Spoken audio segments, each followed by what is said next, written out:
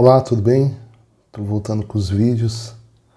Dei um break aí para ficar com a família, mas estou voltando. Eu pensei, tive alguns insights, algumas percepções, alguns questionamentos e os formatos dos vídeos eu vou estender um pouquinho, porque eu tive no final do ano passado, acho que no último trimestre do ano passado, que eu estou gravando a leitura das cartas de Cristo comentada, eu tive dificuldade em estreitar, em encurtar esses vídeos por volta de 12, 15, 20 minutos aí. É muito difícil você compilar uma informação, um conhecimento, né, fundamental de uma magnitude dessa das cartas. E o intuito aqui do canal sempre foi a gente aprofundar no conhecimento das cartas de Cristo. Esse livro, esse conhecimento, ele vai ser sempre inédito para a gente. Assim como é para mim, sempre vai ser para você. Por isso as nossas opiniões,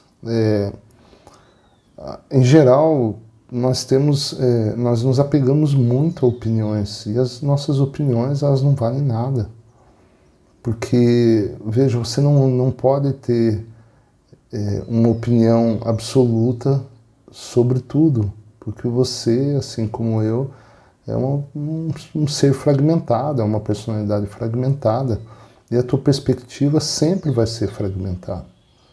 Então, quando você lê um livro pela primeira vez, você tem uma interpretação desse livro e opina diante dessa primeira leitura, desse conhecimento superficial que você teve. E você se agarra a essa opinião, não porque é absoluta, mas porque é tua. E as cartas é exatamente isso, é um conhecimento tão vasto, né? Tá para além da nossa condição humana, tá no invisível, é o fundamento da existência. Nós estamos falando de consciência, né? A consciência é eterna e você está numa personalidade. Nós estamos aqui numa personalidade efêmera, transitória. Você vem num gênero, você vem numa condição de vida, você vem numa determinada cultura, e tudo isso tem um papel na tua vida, da onde esse conhecimento espiritual vai fazer com que você acesse, com que você perceba, com que você lentamente e gradualmente tenha consciência, se conscientize dessa dualidade intrínseca do teu ser, onde a personalidade... Entrou uma ligação aqui, desculpa, entrou uma ligação, tive que parar com o vídeo aqui. Então, o formato para esse ano, eu vou estender mais, tá? Também provavelmente, como eu vou estender mais, eu vou fazer um vídeo mais elaborado, talvez mais aprofundado, mais sintetizado, com mais analogias que eu tenho para aprofundar, né, nesse conhecimento das cartas. E sempre lembrando que, independente do meu aprofundamento que eu faço aqui, do teu que você faz na tua casa, sempre é parcial. E essa opinião que a gente se agarra, por isso que a gente não pode emitir uma opinião como verdade absoluta, porque a nossa interpretação dessa magnitude desse conhecimento vai se alterando. E, sobretudo, a vivência dela, né? Porque quando eu emito aqui uma percepção, um insight, ele está em cima daquilo que eu interpreto intelectualmente, mas diante da caminhada, né? Diante das percepções, da vivência desse conteúdo, né? Aquilo que eu vejo na minha pessoa, na minha personalidade, aquilo que eu sinto nas meditações, aquilo que eu vejo nas pessoas, né? Não como um julgamento, mas como uma ferramenta de percepção desse trabalho. E você aí de casa fazendo o teu caminho, né? Por isso a gente precisa dessa vivência, a gente não pode criar um escapismo. Ontem mesmo eu saí de uma meditação e aí eu saí com uma página na cabeça, e seria a página 268, né? E me pegou muito essa página 268, porque fala, né? Aqui a parte, inclusive tem a digital, né, de Cristo aqui, como se fosse a identidade dele, né? Saiba que minha consciência crística está sempre com você e que você pode ter acesso imediato a mim quando me chamar. Deixe que isso seja um conforto para você, mas não uma muleta. Eu sou apenas a porta para a sua própria iluminação e sua própria ascensão à consciência crística. Então, até que ponto será que a gente está usando isso para melhorar, para perceber os defeitos que a gente tem, que vão aparecendo à medida que esse ego vai dissipando, né? Se é que ele está dissipando. O que vai aparecendo, né? Porque veja, o remorso, o arrependimento, eles são características que mostram e demonstram e confirmam que você está no caminho espiritual, que o teu ser tá aparecendo, né? Tá se expressando. Por quê? Porque isso é contrário à atividade do ego. O ego, ele tem essa atividade, ele não como entidade, né? Eu sempre falo aqui, esse impulso tem como atividade te proteger, criar um senso de que você é perfeito, né? No mínimo igual ao outro e quase sempre mais que ele, né? Então ele cria esse senso de infalibilidade. E quando esse impulso começa a ceder, começa a dissipar, o arrependimento e o remorso, ele vai aparecendo. Então você vai percebendo defeitos, impulsos, hábitos que antes não tinham problema, mas agora você os percebe, compulsões, seja em que aspecto for. E isso faz com que ocorra inevitavelmente uma rivalização entre teu ser, entre a tua consciência e essa personalidade que se formou e até um momento ela parecia perfeita. Mas agora essa máscara desse personagem começa a cair. Então, essa rivalização é o que demonstra que esse teu ser, ele está começando a transbordar, ele está começando a se expressar. Provavelmente as suas atividades começam a mudar. Aquilo que tinha um determinado valor para você, hoje não tem mais. Vai perdendo esse valor. Essa sociedade onde você se agarrava, né, a desejos, a fantasias, a distrações, não como uma questão de julgamento, mas esse teatro, ele vai ruindo. Esse castelo na beira da praia, feito de areia, começa a ser dilacerado pelas ondas do teu ser. Então, quando acontece isso, você está num caminho espiritual, você está no caminho de reconhecimento do teu ser.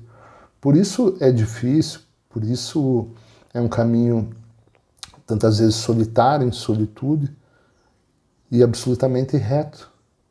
E aí nesses questionamentos que eu fiz, nesses dias aí que eu dei uma pausa, fiquei com a minha família, tive meus momentos de introspecção,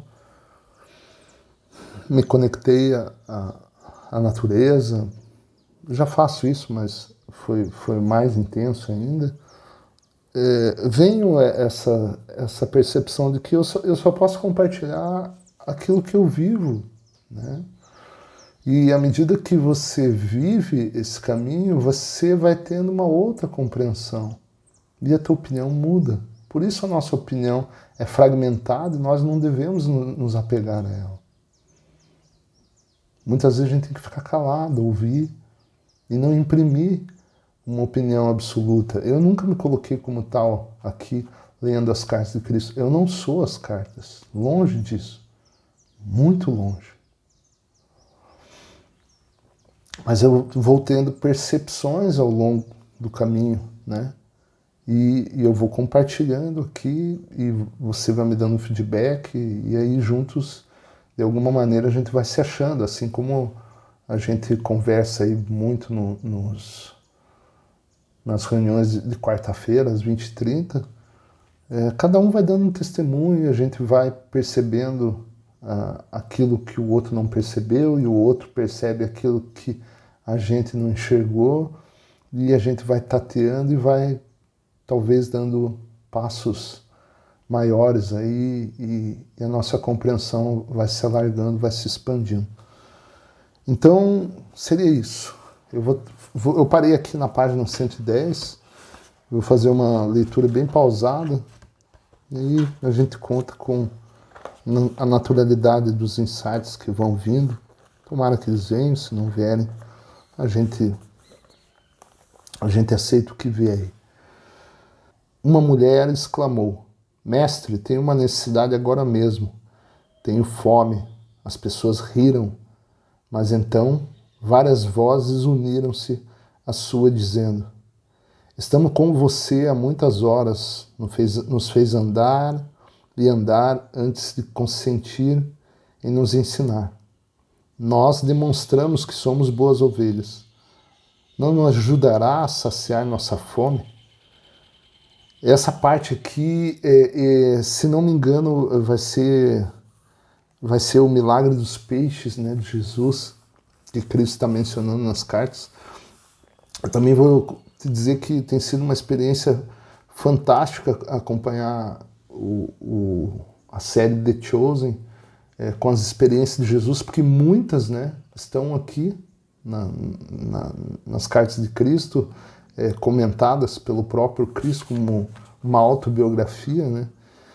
E impressionante, porque é muito semelhante, né?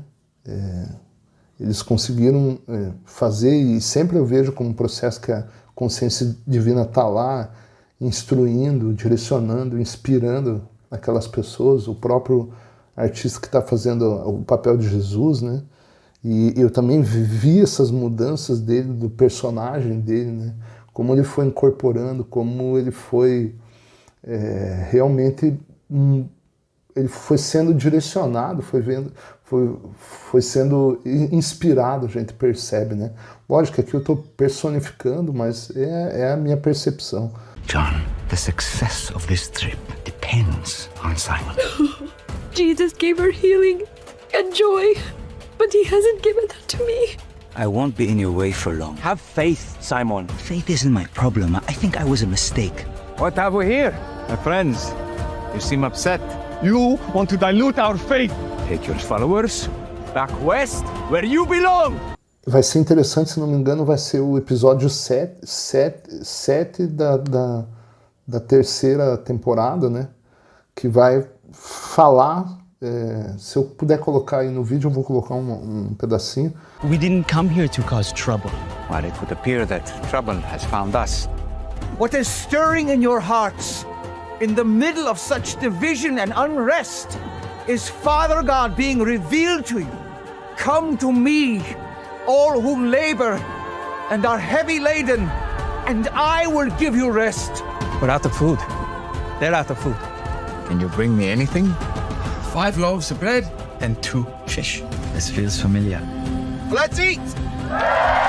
Que vai falar disso aqui que a gente está lendo. Então, por isso que é inédito, é muito maravilhoso estar fazendo, compartilhando aqui com você essas percepções aqui, porque muita coisa está acontecendo em paralelo, ou seja, tem um contexto muito amplo, né, e muito, ao mesmo tempo, sutil, né, ocorrendo aí, que vai para além desses planinhos que a gente costuma fazer. Aqui eu me coloco como uma pessoa que está compartilhando a leitura de um livro, Mas no final acaba ocorrendo muito mais coisas, né? Que foge, ainda bem, né? Foge dessa nossa capacidade que a gente acha que tem de planejar, né? Então há um plano muito maior, né? E à medida que a gente vai percebendo esse nosso ser, a gente vai entregando, né? Esse plano, aquilo que nós chamamos de Deus, Pai, Mãe, Vida, a consciência divina, a consciência universal. Percebi que diziam a verdade e senti uma profunda compaixão para com elas. Tinham me seguido não só para que as curasse, mas também porque tinham um anseio de saber a verdade, como tinha sido me dada pelo Pai. Eu tinha dito que o Pai satisfazia todas as suas necessidades. Esta seria uma oportunidade para mostrar o poder da fé e o poder que é Deus. Mostraria a elas que nada é impossível quando verdadeiramente se acredita como eu acreditava e percebia. Então aqui a gente, você nota que por detrás de todas as ordens, de todas as seitas, de todas as religiões e da própria carta, né, que é um conhecimento para além disso que eu acabei de citar, você percebe que a fé é a matéria-prima. E tudo isso está tentando compartilhar essa fé. Mas o que é fé? É difícil de comparar, né? É impossível de comparar. É impossível quantificar. Fé é fé. E é essa matéria-prima, essa convicção, mas com um conhecimento verdadeiro, fundamentado, né? Que seria o direcionamento dessa fé, que faz que ele fala milagres, entre aspas, né? Como se esse milagre, né, na percepção dele, fosse a via natural do Pai, né? Fosse a naturalidade das coisas, né? Restaurar a saúde. Qual é a condição da saúde na vontade do Pai? É perfeição, é lei e ordem absoluta. E o que seria a doença? Seria uma distorção, um bloqueio, né, desse fluxo. Chamei meus discípulos e pedi que procurassem alguém entre os presentes que tivesse alimento. Encontraram uma criança com pão e peixes e os trouxeram até mim. Não se assuste se as imagens que eu for colocar desse vídeo, até porque eu não tenho ainda, não saiu o episódio 7 ainda, tiverem uma grande semelhança com o que eu estou lendo aqui. Não se assustem, porque na minha percepção, esse é o trabalho de Cristo. Ele está reescrevendo essa história da Segunda Era. E estamos no princípio, no começo. Ele vem escrever, ele escreve as cartas através do canal, né? Dita as cartas através do canal, em 2001, no ano 1 dessa era, 2000 anos depois do que ele veio no personagem de Jesus. O fato dele não vir individualizado, né, numa pessoa, numa forma, é explicado nas cartas.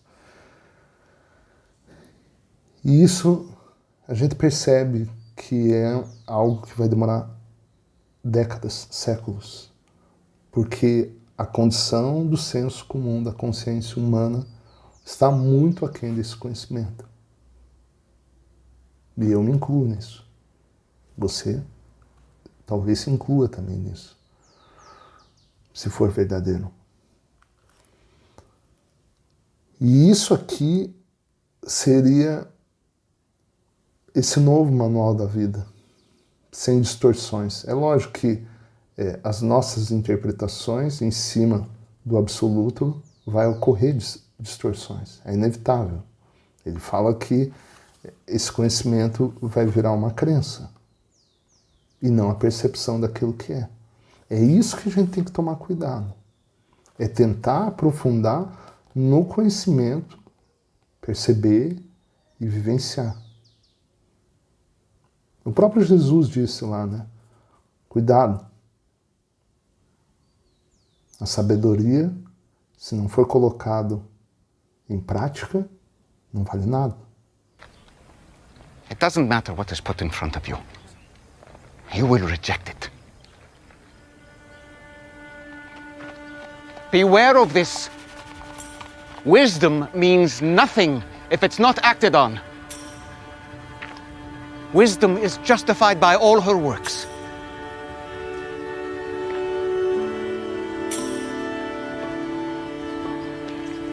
As you see what is happening to those around you, as you see the lives being changed by repentance and salvation, do not ignore the evidence of the kingdom of God.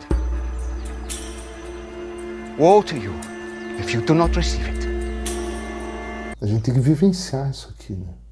A gente tem que colocar na prática do dia a dia. Na rivalização da consciência, da presença com o ego segundo a segundo. Por quê? Porque o impulso ele é instantâneo, ele é reativo. E se você não estiver atento, acordado, consciente, você perde o controle da situação, seja ela qual for. E a meditação vai fazendo com que isso seja dissipado, não pela tua mente, não pela minha mente, mas por esse contato, por esse silêncio absoluto, por esse tempo que você reserva para ser purificado. Afastei-me um pouco da multidão e tranquilamente contemplei o pão e os peixes, sabendo que não eram nada mais do que a mente poderosa de Deus. A substância de toda a matéria sempre entre aspas, né? Tornada visível. Sabia, né? Veja que tudo que ele faz está sustentado por uma compreensão.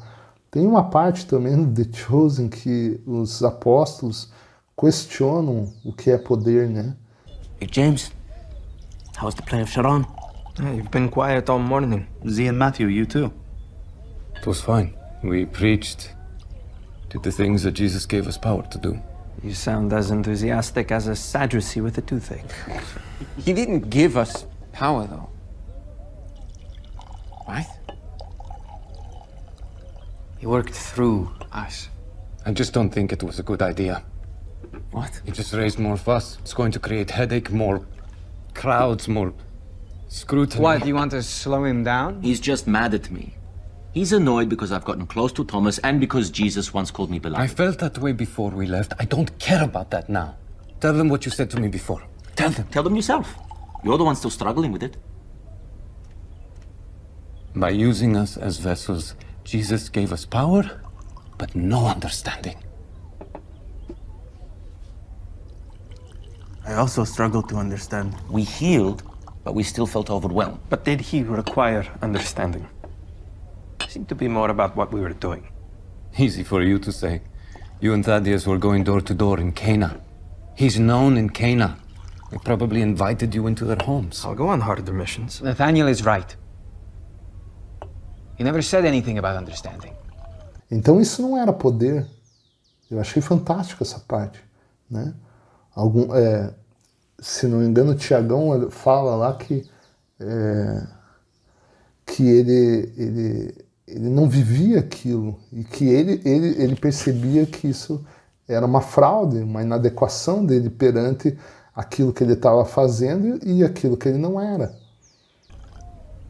This was temporary anyway. When I was preaching, I could feel him giving me the words. I said things that I don't comprehend or live by. I felt like a fraud. I felt the same way, but it didn't bother me. I felt powerful. Like I could do anything. Yes, I did too, John, but isn't that dangerous?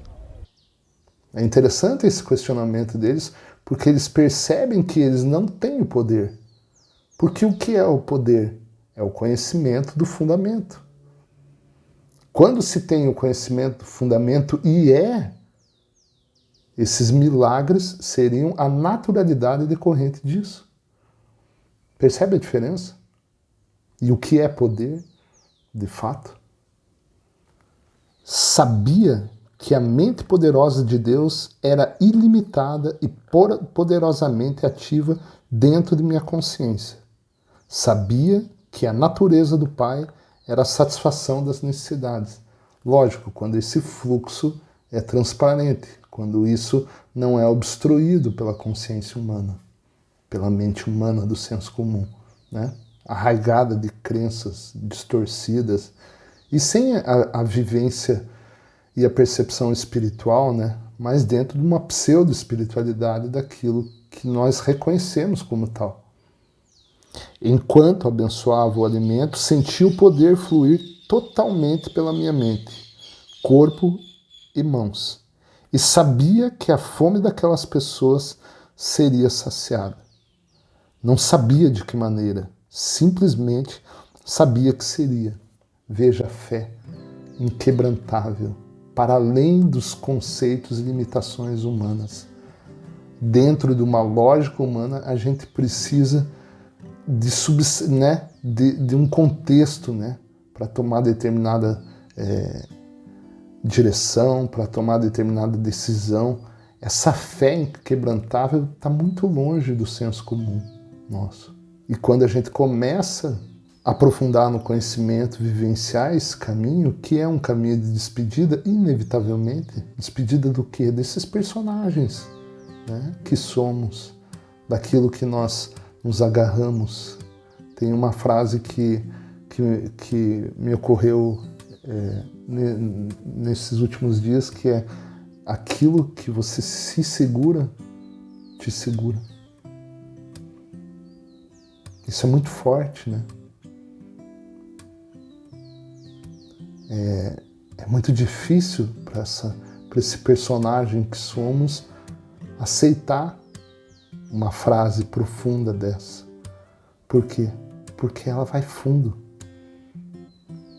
Ela dilacera aquilo que a gente se agarra. Pessoas, posses, certificações, reconhecimentos. Tudo atrelado a esse personagem. Que inevitavelmente essa peça acaba. Um dia, garantido para você e para mim. E essa fé, ele a tinha como uma conquista decorrente da própria entrega. Entrega desse pequeno eu, que era o Jesus daquela época, que é você, que sou eu, esse pequeno eu. Jesus só foi Jesus porque houve essa entrega. Ele abandonou os próprios planos. Os planos da personalidade dele, do pequeno eu dele. Depois levei as cestas de comida e disse aos discípulos que dividissem o alimento ali contido, sentindo, aqui em negrito, né, em itálico, né, sentindo essa energia, esse poder, com absoluta certeza que todos ali teriam tanta comida quanto necessitassem. Ele nos ensina, Cristo nos ensina nas cartas, como essa fé, ela dá movimento, como essa intenção gera uma expectativa saudável, né? Não aquela expectativa que frustra, mas uma intenção inquebrantável. Ela abre caminho, ela constrói pontes para aquilo que você quer fazer, para aquilo que você quer expressar, desde que não seja individualista, não seja egoísta, e seja algo para o meio que você está, para a tua família, que não afete o outro, que não passe por cima do outro, aquilo que é um bem comum, aquilo que é plural. Ao cortar o alimento em pedaços e distribuí-lo, o mesmo se multiplicava. E assim foi acontecendo até que toda a multidão teve sua fome saciada. Várias cestas ainda restaram com sobras do alimento. O que é essa sobra, né? É abundância. O que é abundância? Você não consegue mensurar, mas é mais que necessário.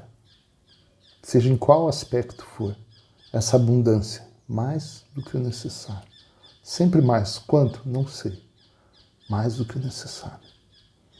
Assim demonstrei que, aqui tem tipo de um sinalzinho ali, né, diferente, que são 4 sinais, né, que evidenciam como é importante essa parte, né? Talvez. A matéria. Tudo o que é visível no universo é mente consciência tornada visível pela vibração das partículas. Aqui, entre parênteses, né, o que a ciência chama de partículas. Essa unificação dessas partículas, né?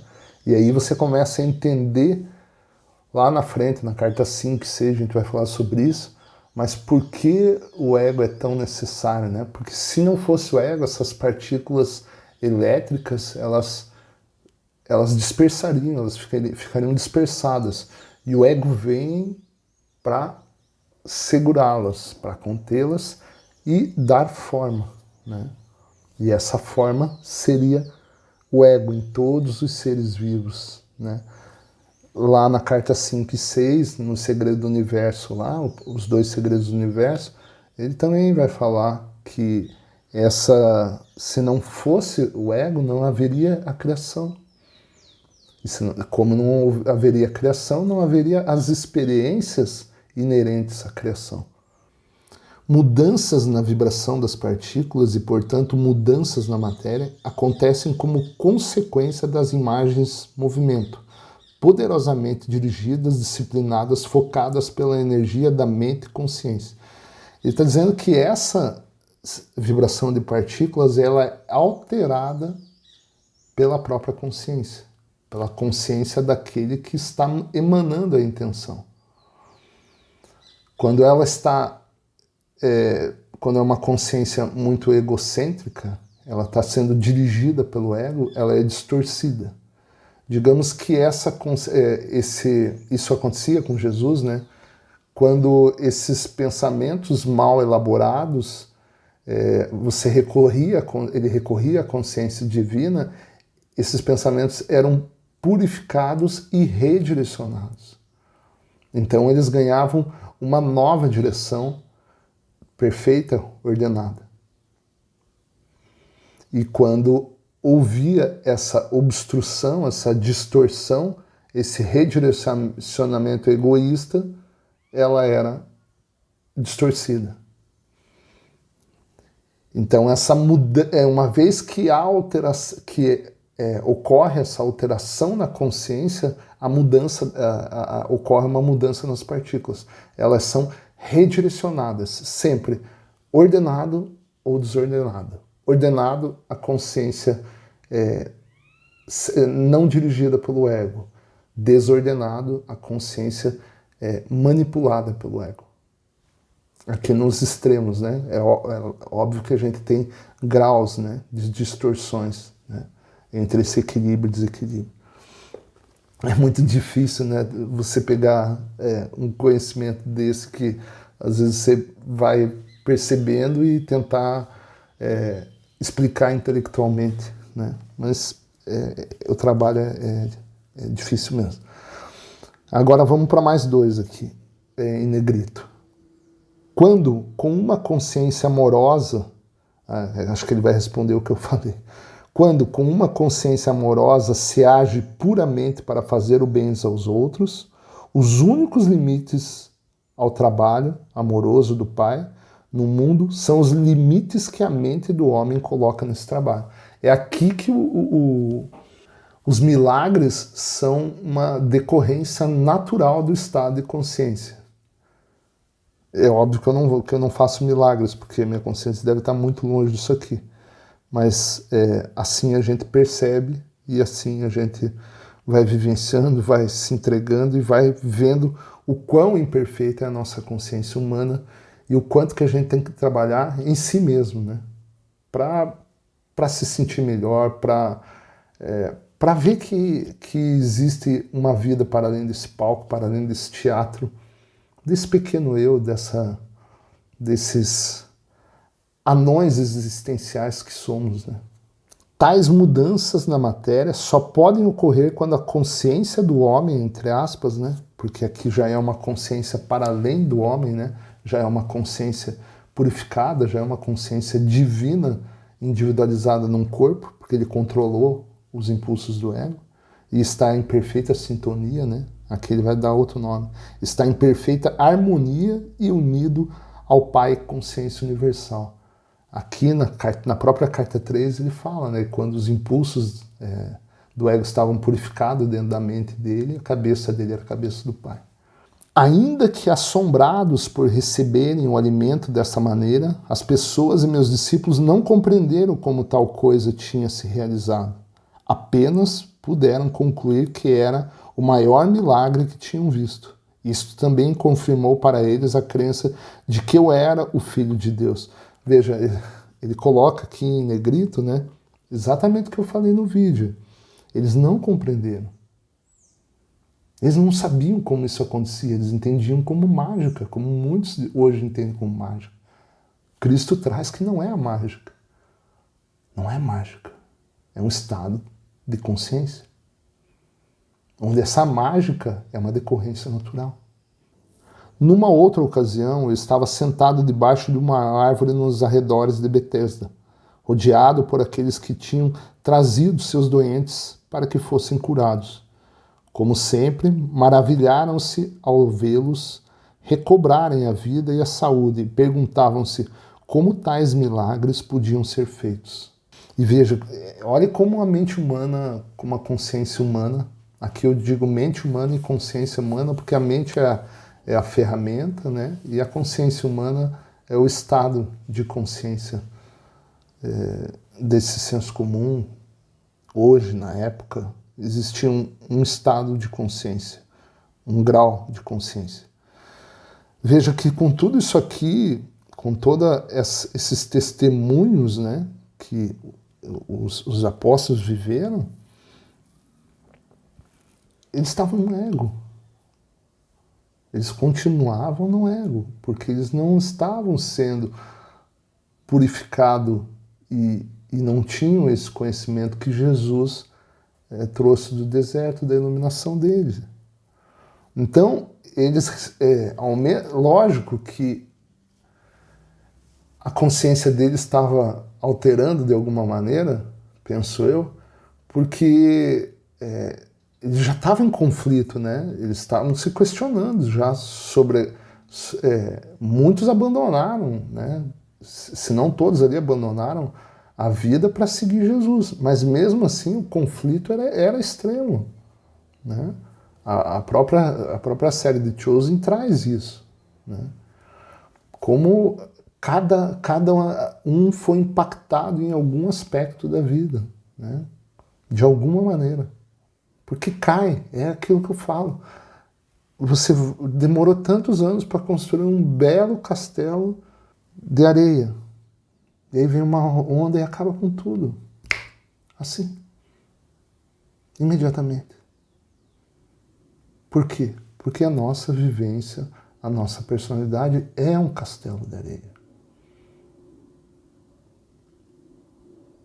Você não precisa aceitar isso. Mas isso é uma verdade. E você só vai ser possível você reconhecê-lo quando chegar esse momento, quando você tiver as experiências necessárias para que aconteça. Outra vez, tentei fazer com que compreendessem o poder da fé. Nos evangelhos está escrito que eu disse que se um homem possuísse a fé do tamanho de um grão de mostarda, poderia mover montanhas. É aquilo que eu também falei no vídeo, né? Aqui. Como é que você vai pesar e medir a fé, né? Esta afirmação é uma interpretação errônea do que verdadeiramente eu disse e revela o pouco que meus discípulos e os evangelistas compreendiam dos meus ensinamentos quando nós estivemos na Terra. Se alguém tivesse a fé do tamanho de um grão de mostarda, o que significa isso? Como se pode medir a fé de tal maneira? Fé é fé.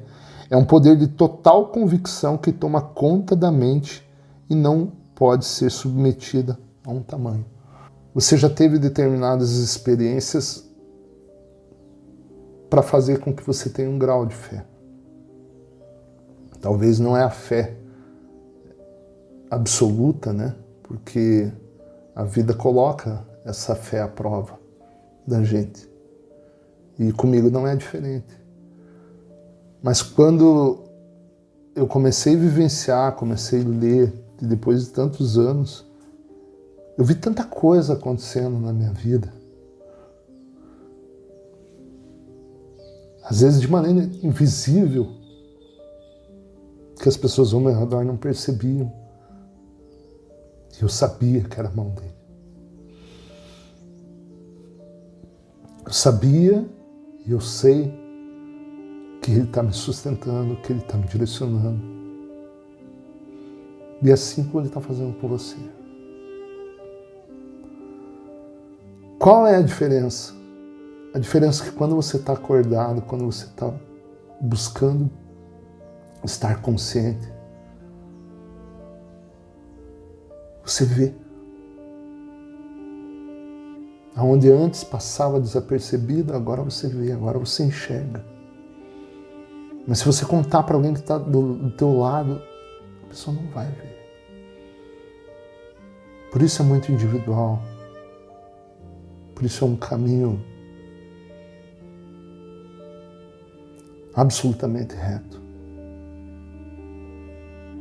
E o que eu faço aqui é compartilhar fagulhas dessa minha caminhada. Você vai perceber da sua maneira. Mas você vai perceber a fé. E ela vai se expandir eternamente. E aí vai chegar um momento que você fala, nossa, eu achava que tinha fé, a minha fé agora é muito maior. Mas ela vai crescendo a cada dia. E essa semente que foi depositada ali, que foi o teu despertar, seja por que via for, ela começa a dar frutos em um processo eterno. A fé que surge de sua necessidade de crer em algo, porque tal crença servirá a seus propósitos de algum modo, pode ser poderosa e forte, mas nunca pode ser estimada com um conceito de tamanho. A crença é ainda mais forte. A crença é o fruto do ouvir dizer e da lógica, porque você ouviu alguma coisa e está convencido de que ouviu ou leu é verdade. Desenvolve uma profunda crença no que ouviu. Você crê que é verdade. Veja, mas essa crença ela pode ser limitante e pode estar obstruindo esse papel da verdade. Olha como é um paradoxo. Aquela crença que você acha que está te libertando, talvez está te aprisionando. Você crê de uma maneira total e completa que desafia qualquer contradição. Constantemente eu dizia às pessoas, creiam que receberão, e receberão. Contudo, eu sabia que seria quase impossível que as pessoas algum dia tivessem a fé para realizar milagres, pois não importava o quanto explicasse a verdade. Elas nunca teriam o intenso conhecimento que me foi dado no deserto. E agora, você tem uma relíquia na mão. Um manual trazido pelo próprio Cristo, né? Muito para além daquela consciência de Jesus. Eu não estou comparando, né? Mas veja, aquele personagem tinha um grau de consciência. Esse Cristo, que é a mesma consciência que viveu aquele personagem, que não é mais o Jesus. Ele continua evoluindo a partir daquela experiência e galgando outros níveis de dimensões, como ele mesmo fala. E esse Cristo, ao limiar da consciência universal, traz um conhecimento inédito. Nada, nenhum livro traz nada nem parecido com isso aqui. Mas se você lê-lo e tiver uma opinião, você vai ter uma crença. E não será a verdade. Porque você tentou colocar o absoluto dentro do fragmentado. Você foi lá no oceano, pegou uma colher, experimentou e falou: agora eu conheço todos os oceanos. Não. Você precisa mergulhar. Você precisa viver esse conhecimento.